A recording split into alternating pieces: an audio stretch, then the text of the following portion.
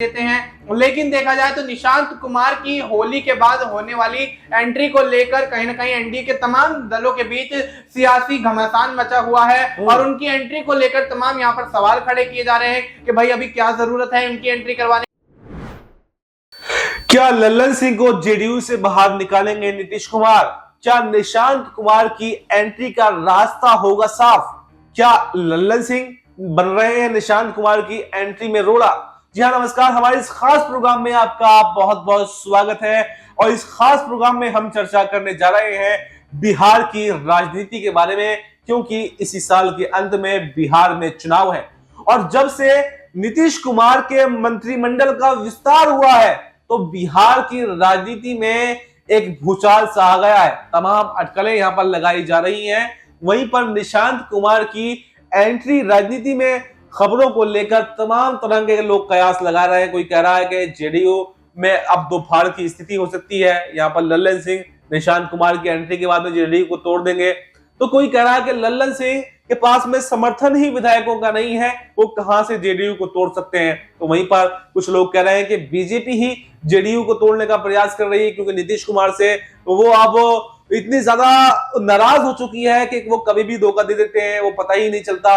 क्योंकि आरोप ये भी लग रहे हैं कि यहाँ पर जो 21 मंत्री बीजेपी के हो चुके हैं नीतीश कुमार की सरकार में, जबकि जेडीयू के 13 ही मंत्री हैं, तो बीजेपी हाईजैक कर ली पूरी सरकार को। तो तमाम तरह के कयास हैं, तमाम लोगों की अपनी अपनी राय है जो निकल कर सामने आ रही है। तो इन सब तमाम मुद्दों पर हम चर्चा करेंगे। मेरे साथ मेरे सहयोगी यहाँ पर मनीष मौजूद हैं, वो आपको बारीकी से हर मुद्दे पर जवाब देंगे कि आखिर क्या बिहार के अंदर चल रहा है, निशांत कुमार को एंट्री को लेकर क्या विवाद है और लल्लन सिंह की मांगे क्या है। तो मनीष, मेरा पहला ही सवाल आपसे रहेगा कि खबरें ये आ रही हैं कि होली के आसपास यहाँ पर निशांत कुमार की एंट्री राजनीति में हो सकती है और लगातार ये देखा भी जा रहा है कि निशांत कुमार की सक्रियता राजनीति में बढ़ती जा रही है और वो कहते हुए नजर आते हैं कि लोगों से कहते हुए नजर आते हैं कि आप इस बार भी जेडीयू को जिताइएगा और हमारे पिताजी नीतीश कुमार को ही बिहार का मुख्यमंत्री बनाइएगा, क्योंकि जो विकास कार्य नीतीश कुमार जी ने बिहार के अंदर किए हैं वो रुकने नहीं चाहिए और जो बचे कुछ काम रह गए हैं उसे भी वो इस कार्यकाल में पूरा कर देंगे। लेकिन खबर ये आती है कि यहाँ पर लल्लन सिंह, जो पार्टी जेडीयू में सीनियर नेता नीतीश कुमार के बाद में माने जाते हैं, वो कहीं ना कहीं अपने आप को नीतीश कुमार के बाद में जेडीयू की कमान संभालते हुए देख रहे थे। ऐसे में अगर निशांत कुमार की एंट्री यहाँ पर हो जाती है तो वो उनकी राह में, उनके जेडीयू की कमान संभालने में कहीं ना कहीं अटकलें डाल सकते हैं। तो वो चाह रहे हैं कि निशांत कुमार की एंट्री ही ना हो, क्योंकि ये कहा यह जा रहा है कि नीतीश कुमार का आखिरी चुनाव हो सकता है विधानसभा के तौर पर। और इस चुनाव, क्योंकि कल ही उनकी जन्मदिन था, वो लगभग 75 साल के हो चुके हैं। अगर 5 सालों बाद देखें तो 80 साल के हो जाएंगे और 80 साल के बाद में राजनीति करना यहाँ पर नीतीश कुमार के लिए संभव भी नहीं है, क्योंकि लगातार अभी भी उनकी सेहत पर सवाल उठ रहे हैं। और इसीलिए नीतीश कुमार ये खुद ये चाह रहे हैं कि निशांत कुमार की एंट्री हो जाए ताकि वो अच्छे से अपना जो आराम है वो कर सकें और आने वाले जो चुनाव है उसमें संन्यास का ऐलान भी कर सकते हैं नीतीश कुमार। तो सवाल ये है कि आखिर निशांत कुमार और लल्लन सिंह का जो टकराव ये देखा जा रहा है, इस टकराव के पीछे की वजह क्या है?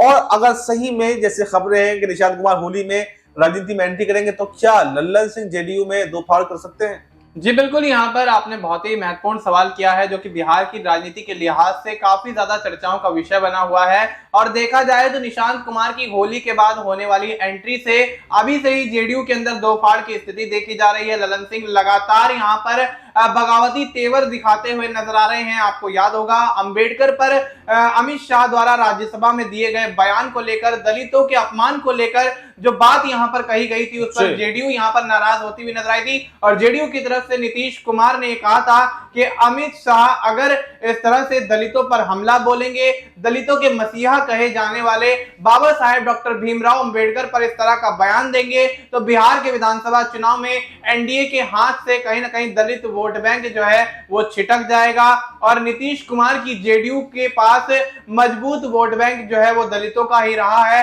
दलितों का महत्वपूर्ण योगदान रहा है। तो ऐसे में कहीं ना कहीं नीतीश कुमार उस बात को लेकर पलटवार करते हुए नजर आए थे। तब से कहीं ना कहीं जो लल्लन सिंह है वो बगावती तेवर दिखाते हुए नजर आ रहे हैं। भारतीय जनता पार्टी की तारीफ और नीतीश कुमार की आलोचना या जेडीयू की आलोचना करते हुए यहाँ पर दिखाई देते हैं। लेकिन देखा जाए तो निशांत कुमार की होली के बाद होने वाली एंट्री को लेकर कहीं ना कहीं एनडीए के तमाम दलों के बीच सियासी घमासान मचा हुआ है और उनकी एंट्री को लेकर तमाम यहाँ पर सवाल खड़े किए जा रहे हैं कि भाई अभी क्या जरूरत है इनकी एंट्री करवाने की, नीतीश कुमार संभाल तो रहे हैं और तमाम चीजें जो है वो कहीं ना कहीं यहाँ पर तमाम पार्टियों की तरफ से कही जा रही हैं, एनडीए गठबंधन के सहयोगियों की तरफ से की जा रही है। लेकिन यहाँ पर ललन सिंह का जो है कहीं ना कहीं सियासी भविष्य खतरे में आता हुआ नजर आ रहा है। ये ललन सिंह खुद ही यहाँ पर कहीं ना कहीं संकेत देते हुए नजर आ रहे हैं कि अगर निशांत कुमार की जेडीयू में एंट्री होती है तो कहीं ना कहीं उनका पत्ता साफ हो सकता है, क्योंकि नीतीश कुमार के बाद अगर जेडीयू के अंदर कोई वरिष्ठ नेता माना जाता है तो वो ललन सिंह माने जाते हैं।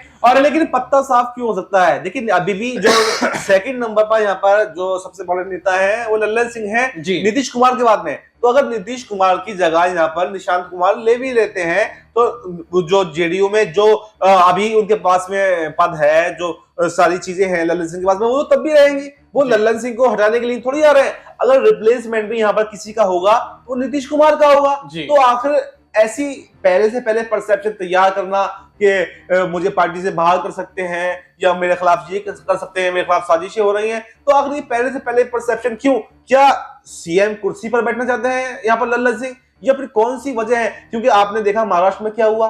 महाराष्ट्र में सबसे वफादार सिपाही यहाँ पर एकनाथ शिंदे उद्धव ठाकरे के हुआ करते थे, लेकिन उसके बावजूद किस तरह से रातों रात उनकी नाक के नीचे से विधायकों को तोड़ कर ले जाते हैं और उनके साथ में गद्दारी कर देते हैं। तो ऐसे में क्या लालच, कहते हैं ना कि लालच एक बुरी बला है, तो लालच में शिंदे तो फंस गए और उसके बाद में अब उनका क्या हाल है ये भी सबको पता है।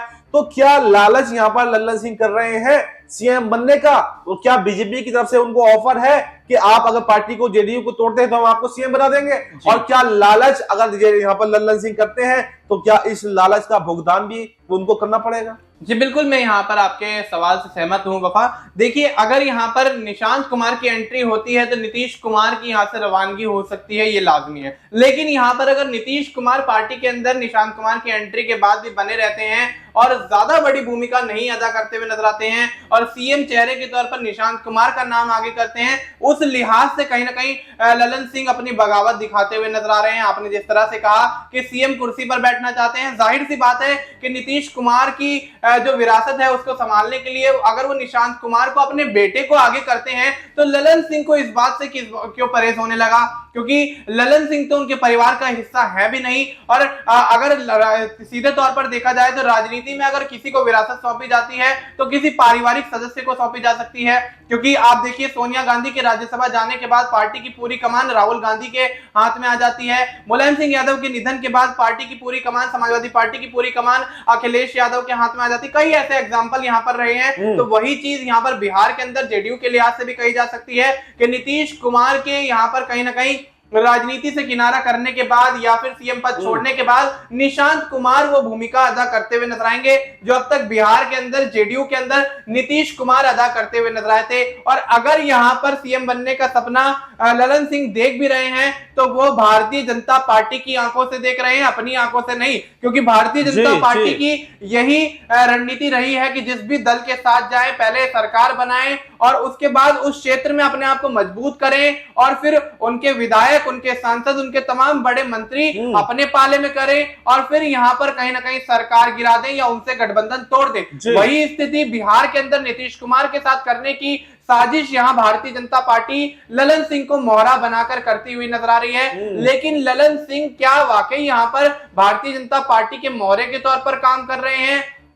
और अगर ऐसा है तो क्या यहाँ पर इस बात का क्या सबूत है, इस बात का क्या उदाहरण है कि अगर ललन सिंह यहाँ पर पार्टी तोड़ते हैं तो वाकई भारतीय जनता पार्टी उनको यहां पर मुख्यमंत्री बनाएगी, ना कि अपनी पार्टी के किसी सदस्य को। ये भारतीय जनता पार्टी की एक राजनीतिक साजिश है जिसके तहत जेडीयू को दो फाड़ करने की स्थिति यहां पर बनाती हुई भारतीय जनता पार्टी दिखाई दे रही है। और ऐसे में अगर ललन सिंह ये पहले ही समझ जाएं कि भारतीय जनता पार्टी की मंशा क्या है तो ललन सिंह कहीं ना कहीं एक तरीके से जेडीयू के अंदर अपनी स्थिति को बनाए रख सकते हैं, नहीं तो नीतीश कुमार के द्वारा ललन सिंह पर कोई बड़ा एक्शन भी लिया जा सकता है। देखिए मनीष ने आपको विस्तार से बताया कि ललन सिंह सीएम बनने का सपना तो जरूर देख रहे हैं लेकिन अपने बल पर नहीं बल्कि बीजेपी के चश्मे से बीजेपी की नजर से वो अपने आप को सीएम बनता हुआ देख रहे हैं, लेकिन उनकी भलाई इसी में है कि वो लल्लन सिंह जो है जेडीयू के साथ में बने रहे, नीतीश कुमार के साथ में बने रहे, क्योंकि बीजेपी किसी की नहीं हुई है। पहले